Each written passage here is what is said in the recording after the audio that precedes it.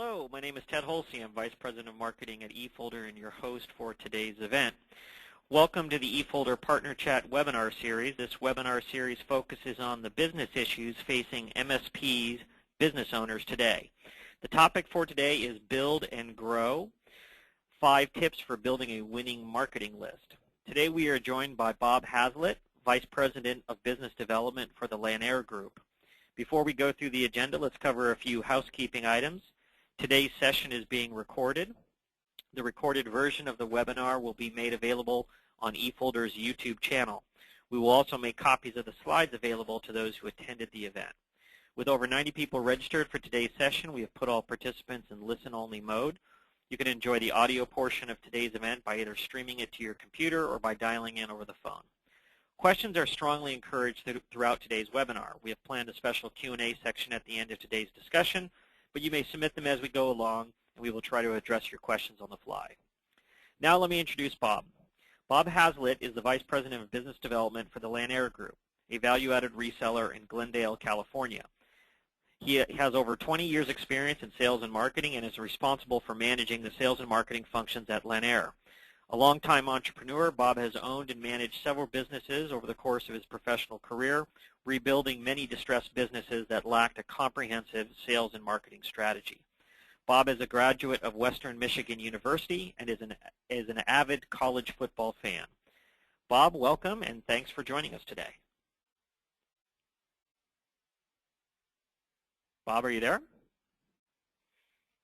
Bob, you might be muted. Thanks, Ted. Sorry, I had a little technical difficulty there, but thank you, everyone, for joining the webinar today. And thanks, Ted, for that very nice introduction. As Ted had mentioned, I'm with the LANAIR Group. I'm Vice President of Business Development here, and for many of you on the webinar today, I'm in that same position that you are, and face many of the same challenges that you do in building your business, building the practice to a profitable practice. And today we're going to talk about how we build a winning marketing list. And I'm going to just go ahead and advance the slide here. So everybody on the call today, I'm going to start with some assumptions. I'm going to assume that everyone has a website, that that you are actively using your website to promote the business. And I want to jump in here now and talk about ways to build your marketing list. So, one of the great ways to start building a marketing list is to work from your existing customer base. Many people will set up a newsletter. If you're not doing that, I strongly recommend that. On your website, I recommend that you create a strong opt-in form presence on your website. So when people come to visit your website, you want to make it easy for them to engage with your company. So on your home page, on your About Us page, if you sell a product online with a shopping cart or checkout, always create a way for them to come in and participate. When you're doing the checkout, you have to put in an email address. You want to gather as much of this information as you possibly can. When you put your opt-in on your website, make it easy. And also don't make it where you need to collect every piece of information about your user. The less information that you require on the opt-in, the more sign-ups that you're going to receive on your website. Also, what I strongly recommend as you're gathering that information on the website is provide a freemium. Provide something of value back to your customer as a reward or a bonus for providing the email address. This will make it easy for the customer to come in and sign up with your website, become part of your newsletter list, and then provide the information that you need to provide a consistent marketing message back to your prospects and customers. Also, when we're out there, we network a lot. For those of you that are in sales or in business development inside of your organizations, we say here at LANAIR, always do the ABCs of sales, always be closing. So every time that you meet somebody, ask them if you can sign them up for your newsletter. I know it's tempting when you first meet somebody that is a prospective user or consumer of your services to want to start pushing your services out there to that new person. Instead, try pushing your newsletter instead of your services. It's a great way for people to get to know you, to get to your website, to build a relationship on a trial basis where you're not smothering the prospect or customer. There are other ways to build your marketing list as well. With your vendors, everyone has vendors that they use for their vendor relationships. We all buy consumers of IT services. We are consumers of products that help us run our business, whether they're management tools or monitoring tools. Get to know the salespeople that you work with at your different vendors. They are a wealth of information. They have customers. They have people that are consumers of their services, and many times they're complementary to the business that you're operating, whether that's managed services or projects or consulting. Get to know your vendors really well. They can help you. They have marketing funds available. They will support you with events. Become involved with chambers of commerce. They're an advocate inside of your community to the business community. They can help you to, they have mailing services. They have different things that they can, and tools that they can use that will help you to grow your business. Okay, so we have ways to build that list. Then we have ways that we want to try to grow your email marketing list. Again, everyone that you speak to out there in your business life, invite them to join your email. Especially when people are calling in and they're talking about your services or they have a question about the services that you provide to them. If you haven't done that already and you're going to want to build the list, the best time to ask them to join your email list is right after you've helped them by answering their question. People are very receptive and very amenable to joining your email list when you've just helped them to solve a problem that they have. Another thing is if you're going to do email marketing, you need to develop remarkable email content. People come in and out of your lists all the time. When you keep the content amazing and you make it sure that it holds their interest, then you're going to keep an audience of subscribers. People will come in, people will go out. Let's make sure that when you're putting content out there that it's relevant and that it is very attention-grabbing. Create a new lead generation offer, a free white paper or ebook. Some people refer to this as freemiums. When you put an offer out there for something that's valuable to the user, they will gladly put their email address out there and provide the information that you need to reach them on a consistent basis. Every time that we want to provide a download, a white paper, an ebook, make sure that we provide the ability for the user to come in there and provide that information to you. That is very valuable. It is a great way to grow your business. Many people have claimed the death of email marketing, but we find that email marketing really works. We have people that on our list that we provide constant messaging to, relevant messaging, and informational about our products and services. And we have a lot of people come back in and want to talk to us about the products and services that we provide because of our emails. Do what we're doing today. Host an online webinar and collect email addresses at registration. Anytime that you can do an event, I think it's a wonderful thing. You get in touch with the prospective community that you're trying to address. Folks there are very happy to provide email addresses, business cards, the contact information. You know, this is another way, online webinars. Promoting an online contest like a free giveaway. Again, we'd mentioned white papers or ebooks, but there are times where in our practice we'll give away an iPad, or we'll give away a new device. A Slingbox has been a very popular giveaway for LANAIR. People like free. People like to know that they're in contests. We see this a lot.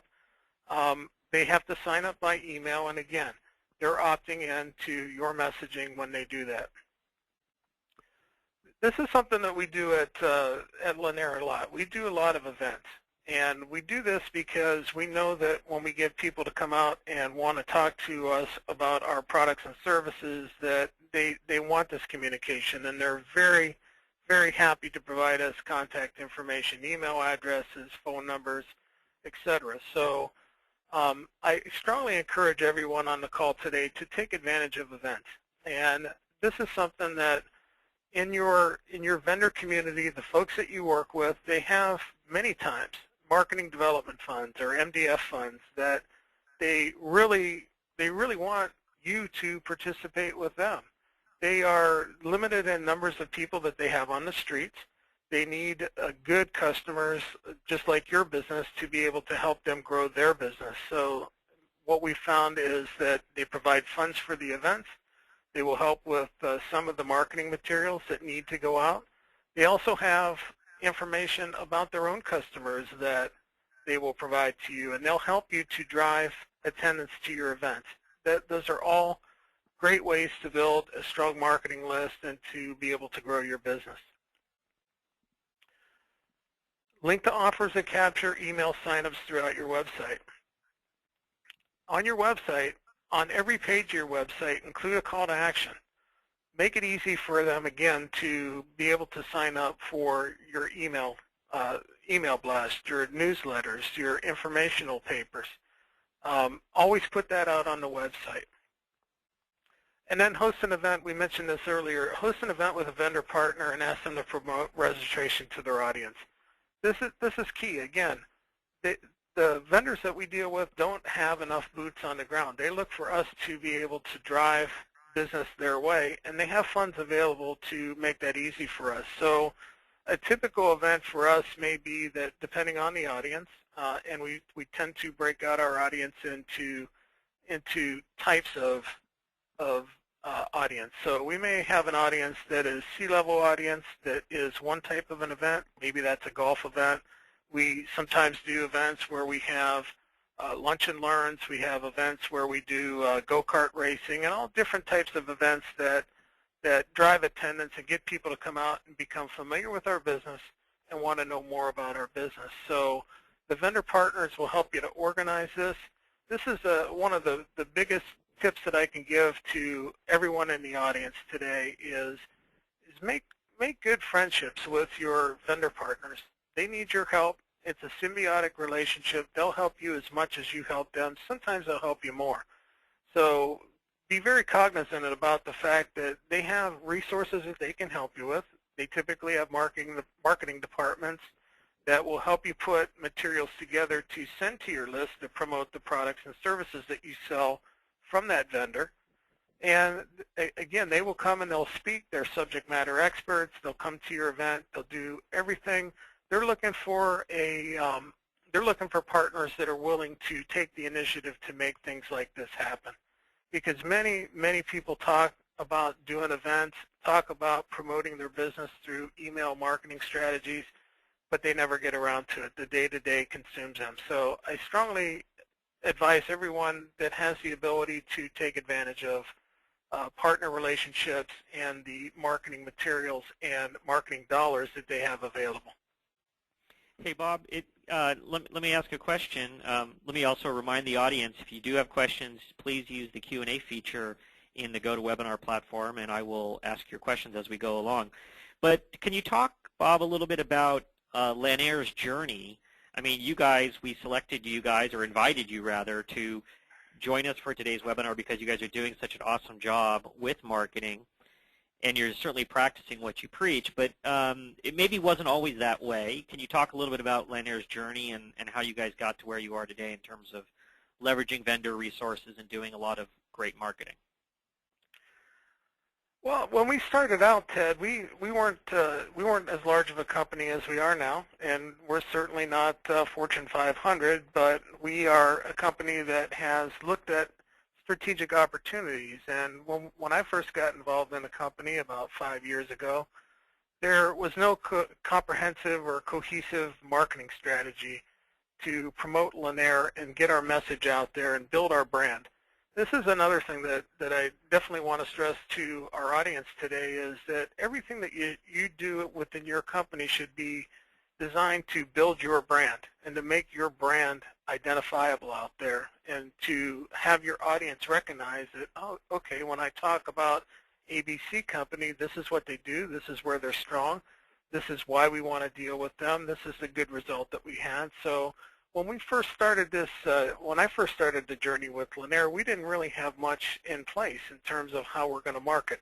We had an inside sales rep that was doing cold calling and, you know, going out there and talking to prospective customers and pretty much just doing a shotgun approach to our marketing efforts. And we found that, yeah, we'd get a few hit or miss people that would come in and say, yes, let's go ahead and let's schedule an appointment. But we also took advantage of, I identified very quickly in my working with the vendors that hey, they all wanted me to be more involved with what their products were to help them sell more products.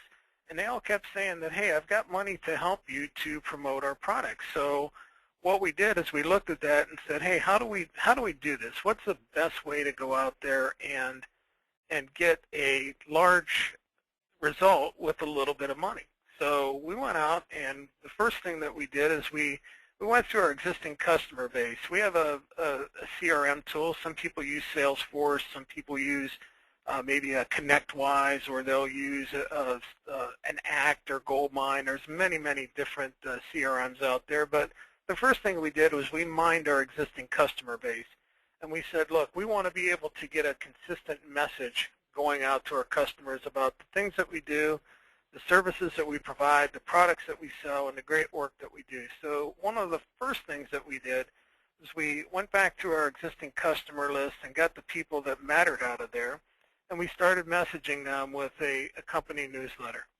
Now, there are newsletter sites out there that will help you put those together. There are sometimes marketing departments inside of the vendor partners that will help you to put that together.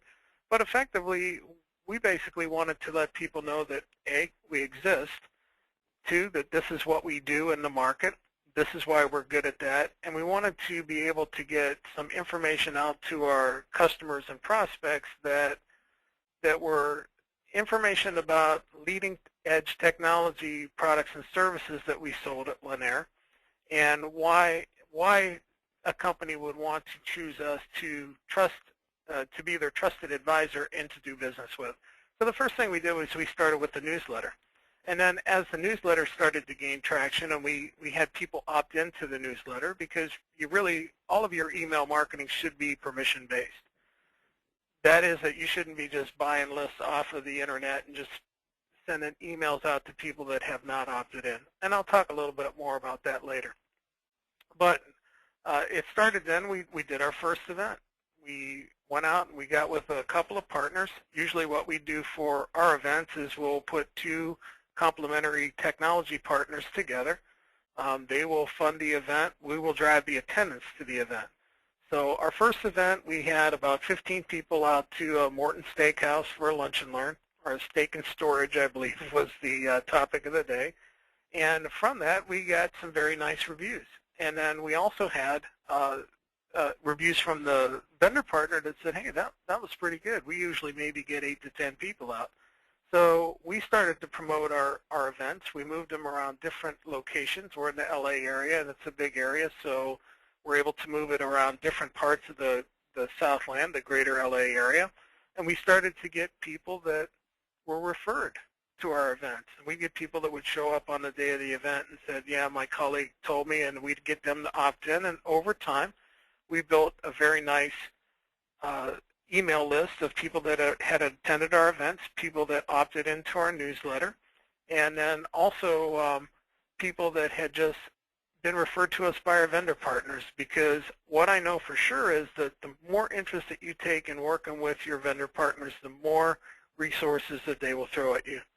And I know it seems counterintuitive to many of the folks on the phone, but because we didn't have a strategy for working with our vendors. But as we did, it became very apparent that in our practice for the things that we do and the products that we sell and the solutions that we provide to our customers, that within that solution set and our vendor set, they all wanted to sell more product, and they all look for us in the channel to be able to do that. So it's been a really good relationship working with the vendors. It's not the only strategy out there, but it's one that I think a lot of people tend to overlook in the day-to-day marketing and sales of their business.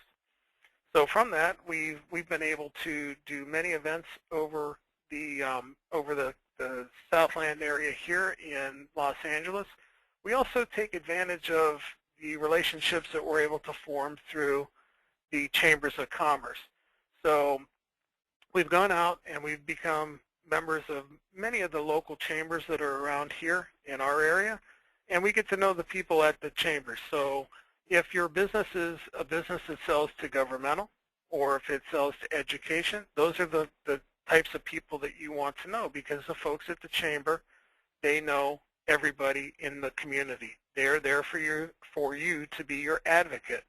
And I know from personal experience that we had a large governmental customer here in the LA area that was in the town that we reside in, and they had a contract with a company that was out of state.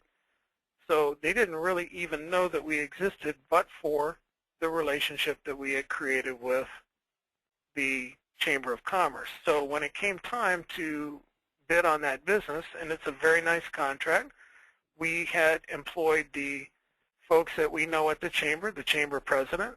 He wrote a very nice letter on our behalf, letting the company know that the municipality know that, hey, we were there, we were qualified, we're a great company in their backyard, we live and eat and spend our money right there in the community, and why don't you, in your RFP evaluations, give them a serious look. And having that relationship with the Chamber of Commerce actually was instrumental in being able to put that over the top, because again, we're all fighting for market share. We're fighting to grow our business out there, and at the very base, if nothing else, selling is relationship based. It's an old adage. It's not always what you know, it may be who you know, and in this case it paid off really good dividends. The other things that the chambers have is that many of them have lists. They have lists that they will sell you. They have lists that they do mailings on. I would encourage everyone to take advantage of that when applicable in their markets to help grow their business. Everything is about, again, building a brand, creating a name recognition within your community and your prospects and your customers. And these are some of the ways that from the beginning that LANAIR has worked to create a great list, to get people to opt into our mail list and to communicate our message out to a wide audience. Great, great. So how do we get names? How do we really jumpstart this thing? Again, I would go back to your best list or your existing customers and prospects that you've been talking to.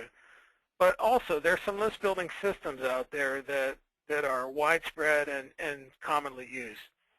Some of these now we see, some of the ones that we use here at LANAIR, we use Hoovers.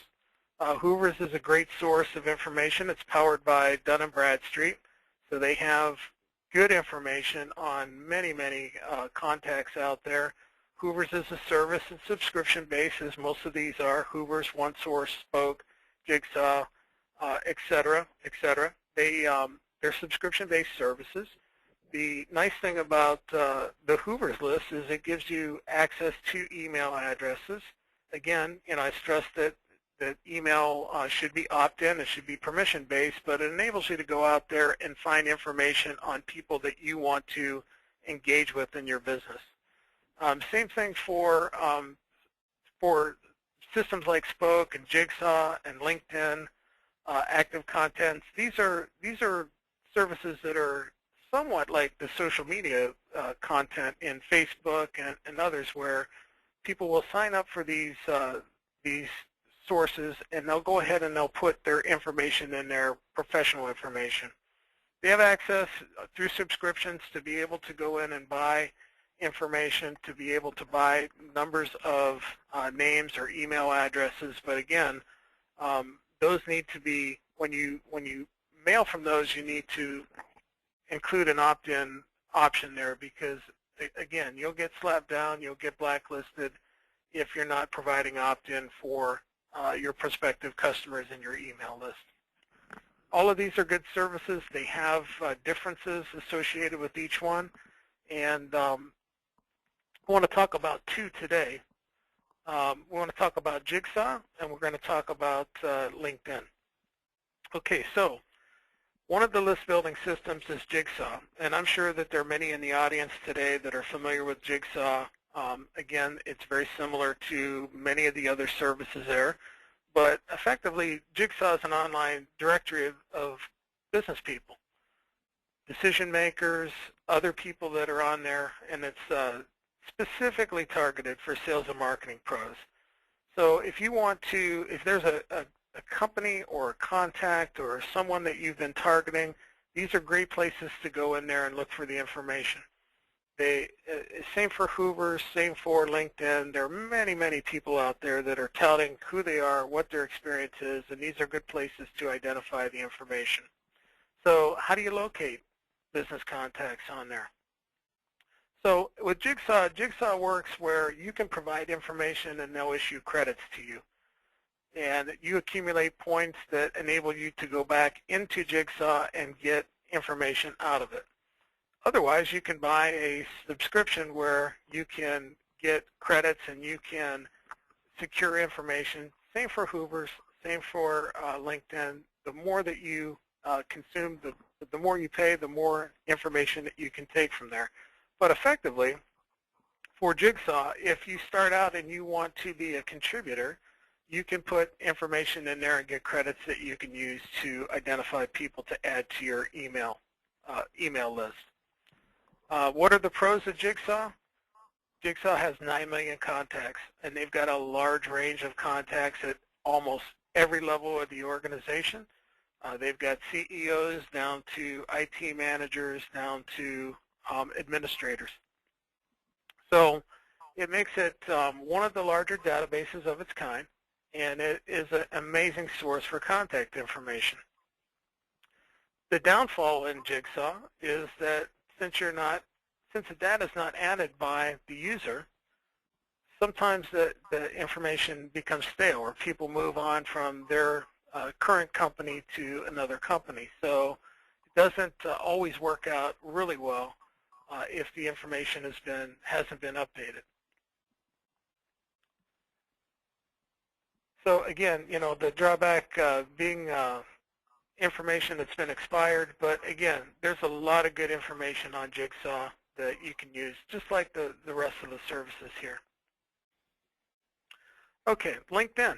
I'm sure that many of the people that are on the webinar today are members of LinkedIn. LinkedIn is a great resource for getting your name out there, letting people know that you exist, what your position is, what your company is. Companies have LinkedIn sites. Individuals have LinkedIn sites. It's a great way to network.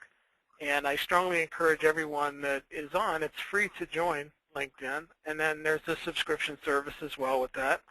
But effectively, LinkedIn's an online business network, and it connects people just like social media does, like Facebook.com or it's Orkut or Bebo.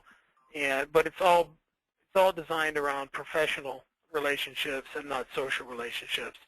So how do you locate business contacts? Once you've built your network, by adding connections, you can search through your network, and you have different search criteria. So you can search by company name, you can search by location of the business, industry, titles, contact names, so on and so forth. So I know for myself that I've been able to go back and get reconnected with a number of people that I knew in former lives through LinkedIn, because I can go in and search on their name and find out where they're at, what company they're working for, and what their professional careers look like. Pros of LinkedIn: sign in and set up is free. You can build a business network of contacts over some time. without any upfront investment. And that's critical. But again, sometimes you get what you pay for. Free isn't always the best model, but I strongly encourage that everyone on the call today and on the webinar today to take full advantage of every opportunity that comes your way. If there is a service that will provide you with email addresses, if there is a way to build that into your website, anything that you can do to get people to sign up and opt into your email list is incredibly important, because I know that there have been companies out here that when owners have gone and they've been approached to sell, that the more information that they have, the more of a system that they have to promote their business adds more value to the company and results in a higher sale. Again, some of the cons of LinkedIn, they don't always provide complete information. So you don't get addresses on them many times, phone numbers and email IDs. You have to be a subscriber to get that information. It's not as great a direct information source to do direct mail, telemarketing, or email campaigns. But within that community, and by becoming, I don't want to say friends like it's like Facebook, but to become colleagues, you can share that information. And again, it's a great way that we've seen at LANAIR as well. In some of our divisions, you're able to email right out of LinkedIn. You're able to, with your group of contacts, provide information, much like this webinar. We can promote a webinar like we're doing today through LinkedIn in our profile. So that every advantage that we can take to increase the number of touches, the amount of visibility to our business, and the messaging of the services, products, and solutions that we provide is critical. Yeah, Bob, and I'll just, let me, if I could, just make a comment about LinkedIn. I mean, one very basic tactic everybody should give a try is make sure you're connected on LinkedIn with all of the principal decision makers at all of your clients. That's not very hard to do. I mean, the example I always give is the beauty of, one of the beauties of LinkedIn is that there's an amazing kind of algorithm working in the background where if LinkedIn sees that you're connected with a certain person, they will recommend other people for you to connect with. So for instance, let's just say for the sake of argument, you serve the dental community and you have 50 dental clients spread over a couple counties. If you go in and you connect with the decision maker, with the dentist on LinkedIn, you're automatically going to start to see, when you're in LinkedIn and logged in, you're going to see all that these dentists are connected with the other 500 dentists in those several county areas that you're not yet connected with and you don't know. So it's one of these things that's, you're going to be able to find additional leads and prospects and new business opportunities, but you got to take that first step of going through your own client base and identifying all the key decision makers and then being proactive around connecting with them on LinkedIn. That's a great point, Ted. It's something that we see too with our vendors. We work primarily in Southern California, but we have an office back in the Chicagoland area as well, just outside the city.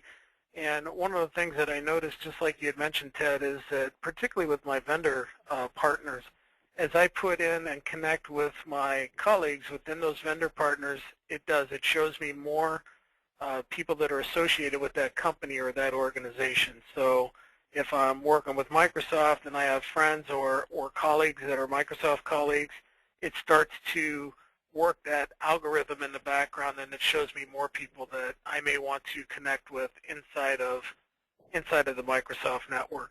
Same thing for Dell, Cisco, the other partners. As I get connected with them, many of those folks will connect with me, and it just becomes a leveraged.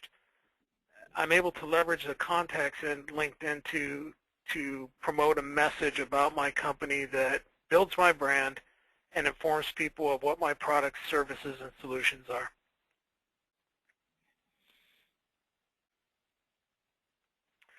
Okay, so now we're starting to get our email list put together.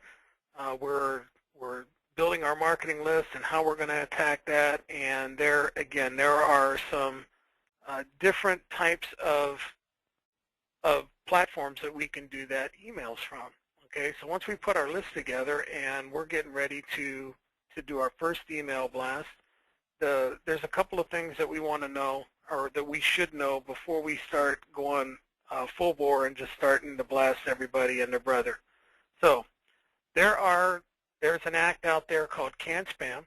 It kind of rules over the email communication that we send to the customers. It's not hard to manage.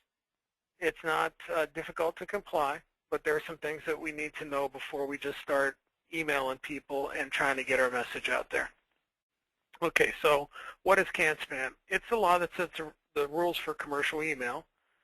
It gives recipients the right to have you stop emailing them, and it spells out tough penalties for violations. So it isn't just about bulk email. CAN-SPAM covers all commercial messages.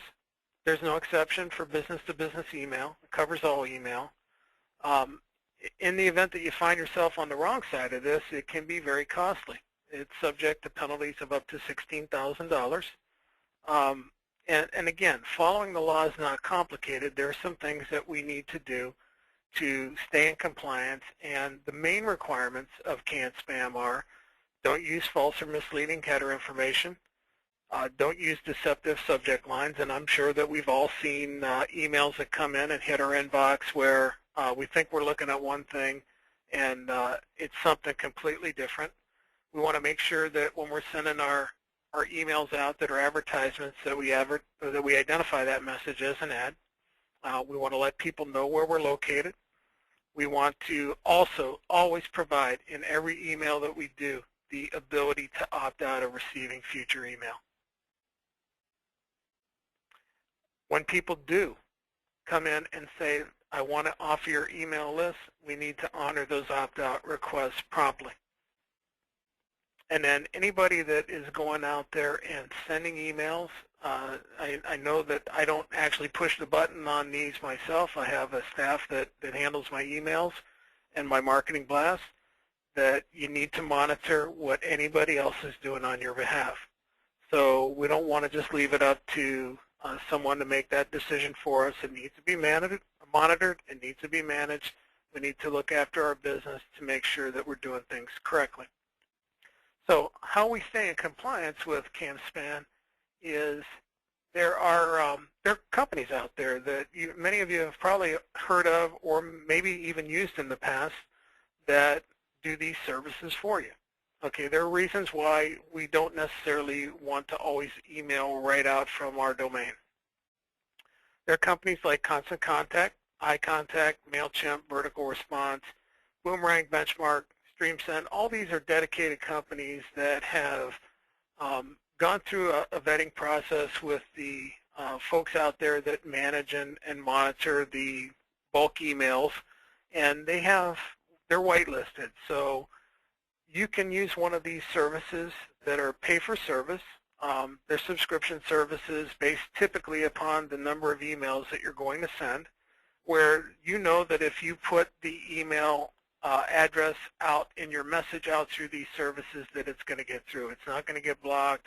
It's not going to get blacklisted because there are no controls on it.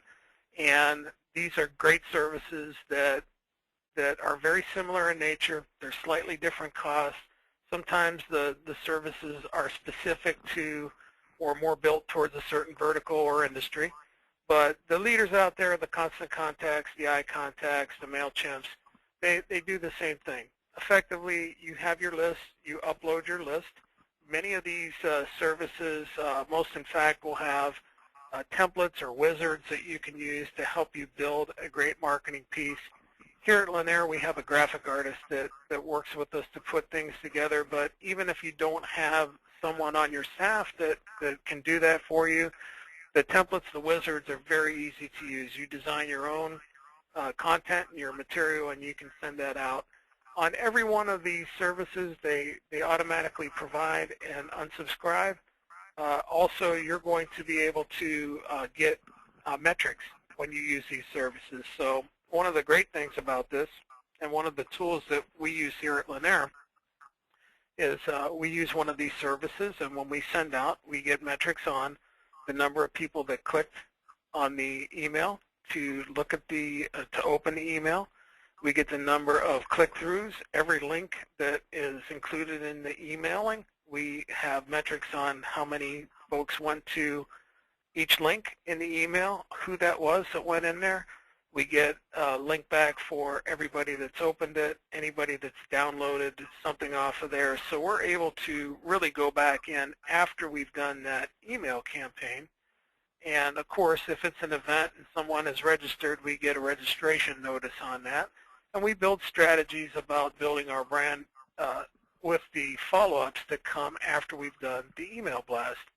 So, for example, if I'm scheduling an event and I'm going to do an event for one of our technology partners or in concert with one of our technology partners, and we do an email blast, we'll come back and we compile everybody that has opened that, and we'll call down through there.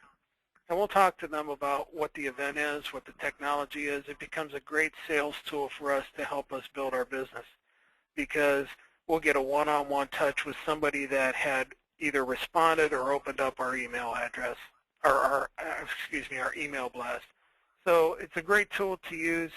The metrics are amazing, and it's very inexpensive to take on one of these services. Again, the great thing is that they've got everything already packaged where you don't have to really think too much. It's a turnkey solution where you upload your leads into, or your email list into the tool, and then you're able to send it out. It monitors everybody that wants to come off on the opt-outs and doesn't allow you to mail to them again. You get information on bounces, so you're able to scrub and clean your list. And after you go through this, we do all of our emails through one of these services where we send our newsletter out to them. We send over to the events, and then we also provide information on specials, product announcements, upgrades, things of that nature, and it tends to work very well. Over the years, we started with a 0 list, and we have now over 16,000 in our opt-in email list. Didn't happen overnight. We've been doing this for about 5 years now. But again, I strongly encourage everyone to start to build your list, to build your brand as much as possible, and to make sure that you get relevant information out to the folks that are on your email list. Because if they're on your email list and you're providing amazing content, they're going to stay with you, and they're going to turn into customers sooner or later. Hey, Bob, one question that often comes up is, when I'm talking to partners is, people basically just say, well, I just don't have the time to do this. Can you talk a little bit about how LANAIR is organized? I mean, how many people in the company help out on the marketing function, and how do you guys kind of divide and conquer? Yeah, so when we first started out, all of my sales reps were gathering email addresses. We had mined our existing customer base to kind of seed our list to get that started. And then over the years, we've been able to trim that down to where I have one person that manages my list. I have one person that works with the tool, the email tool that sends the blast out. And then what happens there is that one person manages the content. So we have a committee that's a newsletter committee that we get contributions to. But effectively I have one head, one body that manages the function of getting the emails out, compiling the information that will go into the emails, and then I have a second person that does the follow-up on the emails as well. So anything that comes out, once we get those metrics back, then we have an inside sales rep that will call down on everybody that had opened the email. If it's an event, then the inside sales rep will call everyone that is registered for the event to confirm attendance. We want to keep them sticky to us. And then for everybody that had opened, we call and give them a special invitation to come on an individual touch. So we have one person that does that. Then if it's an event, we have the day of the event. After the event, we send surveys back out through our email blast to gather information about what the participants thought of the event, what we can do to quality control that. And then for those that had registered for the event but did not attend, we have a list of everyone that had registered. We call them after the event and let them know that, hey, we're sorry we missed you, but we can bring the event to you. We can do a demo at site. Our call to action is sponsor a meeting for us to come on site with your business sponsor and your IT personnel or whatever the project or consultation or solution is, and then we'll drive attendance or get them to sponsor a meeting with us to be able to come on site. So initially, when it first started out, it was a full-on blitz to get everyone to get as many email addresses to build our list as possible. Over several iterations, we've been able to combine that and divide that into two heads. One typically to manage the process, to get the email and the message out, and another one to follow up on those that had responded to the email. Great, great. So we've been able to talk today about what we need to do to build a list. We've talked a little bit about what we need to do to grow our list. Hopefully I've given some good ideas about how to jumpstart that and get that going. As we build that list, there are some things that we want to do and things that we definitely do not want to do. So just briefly in that list of do's and don'ts, we don't ever want to send an email without permission. Even within the tools on the subscription services that are out there, there are going to be there are notifications where people will sometimes, even though they've opted in, every once in a while we get a stray spam notification that someone said that we've spammed them. So you want to be very careful about sending any emails out there without permission. It should always be opt-in. We want to make sure that we give folks plenty of ways to opt in. Every way that we can talk to them, any way that we can put that on our website, in our checkout, on our About page, we want to give them lots of ways to opt in. We don't want to be cumbersome or burdensome in the information that we need to receive from them to sign them up. And we want to make sure that we're always making sure that we can get them to provide email information to continue to build our list. Okay, we don't want to share information with no value. I've seen this 100 times in the emails that I receive. I'll think that I'm going in there and I'm going to sign up for something, and I get something completely different in the download that had absolutely no value to me or was simply just an advertisement and didn't contain any valuable information. Resist the temptation to share any information with your audience that has no value. People will flee immediately when that happens. Do give subscribers a way out. Every one of your email correspondence to your customers should have a way to come off of your email list. And again, with that, when you get a request to come off, if you're using these tools like iContact or Constant Contact or some of those others, they have tools in there that will not allow you to resend an email for someone that has opted out. That's huge. Don't discourage replies. How many times do we see when we get email information or an email from somebody that it says the reply address is do not reply to, xyz.com? Or the entire reason for putting out the email and getting that message out there is we want to encourage a dialogue. So I strongly recommend that you don't put do not reply type emails in there when you're doing your blast.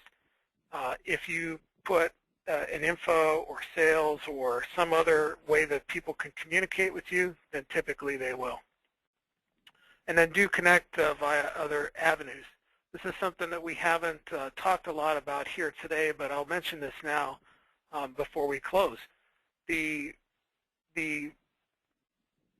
customer now, the folks that we're dealing with a lot of times in IT, the folks are getting younger and younger. There are many people that work in IT that are in positions to make decisions that are in their 20s and 30s, younger people that have grown up with social media. So we're seeing lots and lots of companies that are setting up company Facebook pages. Some companies are tweeting using a Twitter account. There are many ways to put your message out there, and we're just finding that I'm an old dog and old school, so I'm not as connected to the social media opportunities out there, but I know that as we move forward in our strategy, we are incorporating a Facebook page, Twitter accounts, we do blogs. Again, we're trying to build a brand. We want to make our brand known, and we want our brand to be associated with positively outstanding service and solutions for our customers. So again, take full advantage of that. I'm sure that many in our audience are already doing that, but again, as much as you can put your message out there in a positive way and encourage people to connect with you, those are great things, and those lead to additional business.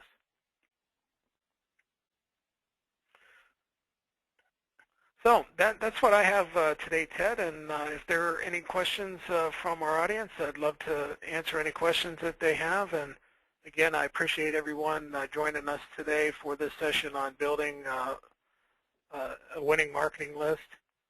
Ted, do we have any questions? Yeah, let me just remind everybody, please go ahead and use the Q&A feature you see in the GoToWebinar application. We have a couple more minutes for questions. Please, this is your chance to ask Bob. I mean, whether it's a basic one or a more complex question, please go ahead and ask. I'll throw one out there. You talked a little bit about using different mediums other than email, and you mentioned social media. Is LANAIR doing anything with direct mail? We had traditional direct mail. Sorry. Traditional direct mail is kind of what I mean. Well, when we first started out, Ted, we tried some direct mail pieces, some postcards, and we just didn't get the type of response that we had hoped for with that. We're finding that, as a matter of fact, we had a couple of companies that we had done business with that were direct mail companies, and they got slaughtered in the downturn. I'm not saying that it doesn't work and that there's not a market for that, but our experience with that has not been very good. It seems that more people are working electronically now, and that it's the same fate that newspapers have faced. Less and less readership, more and more people are getting their information online. So the great thing about that is that once you have it online, it's always there, it's always working for you, and you cap your costs with that as well. Okay, great. I guess one other question I would ask is just, can you talk a little bit about how the LANAIR sales team is organized? I mean, how many salespeople do you have? I mean, you mentioned that you've got this process of at least one marketing person who's dedicated to your marketing efforts, and then somebody who's doing kind of like an inside sales function around calling down against lists. But how is the rest of the LANAIR sales organization staffed?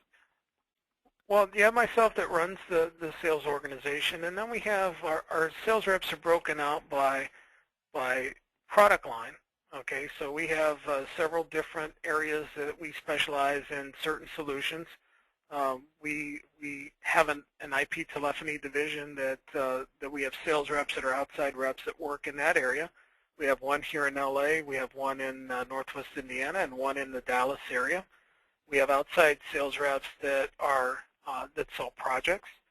That we are a firm that specializes in virtualization and disaster recovery, security, and systems integration. So we have sales reps that sell towards projects and solutions like that. And then we're a managed services company as well, and a hosting company. So typically our outside sales reps will sell inside of their particular solution. We don't do a lot of cross-selling, so I don't have MSP sales reps that are out there selling projects. And what we do is we feed into, with our email marketing strategies, each one of those divisions. So we'll do events for each type of outside sales rep that we have, and then we have inside sales reps that support their efforts. So many times what inside reps do, as it pertains specifically to our email marketing, is that they're following up on hits, they're following up on inquiries that we get through our marketing blasts out there through email, and then they funnel that back out, they call, and they try to schedule an appointment for the outside sales rep. outside sales reps will then, go on appointments. They'll present solutions and or consultation or product to the customer, and then that comes back into hopefully LANAIR in a number of different orders that we receive from the customer. So effectively, we have about a 2 to 3 to 1 outside sales rep to inside sales rep ratio, and they are aligned by type of sales rep. So if I have 3 outside sales reps that are selling voice over IP technology, they have 1 inside sales rep that aligns to them, that supports their efforts, helps them with quotes, schedules appointments, and effectively keeps the ball moving down the field. Okay, great. So Wayne has a question just asking, has anyone tried or have you heard about anyone being successful using kind of independent contractors or outsourcing some of the marketing effort? And do you have a take on that? I mean, whether that's a good idea or not? The thing that I would tell you, Wayne, is that we've tried companies that will do calls for us, and we've got kind of a mixed response on that. My direct experience with that is that I have a real hard time, personally, allowing someone else to communicate my message for me. So no one communicates my message better than me. And then the other side of that is that we've gotten into a lot of situations where what constitutes a qualified lead?